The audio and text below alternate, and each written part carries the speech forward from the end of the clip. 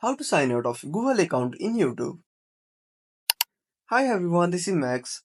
I hope you are doing well, so let's start without wasting time. When you open up your YouTube application and go to settings, now go to account, there is no option to sign out. Now to sign out your account, go back to your home screen and keep holding the YouTube icon. Now tap on app info. Now go to storage usage and tap on clear data.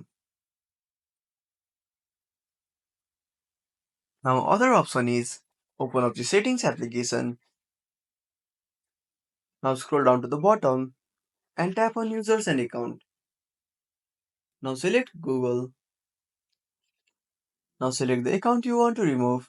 Tap on the three dots and click on remove account. So that's it. If you found this video helpful, smash that like button and subscribe our channel for more awesome content. Have a burning question and want to search the topic? Drop down a comment below. This is Max signing off until next time.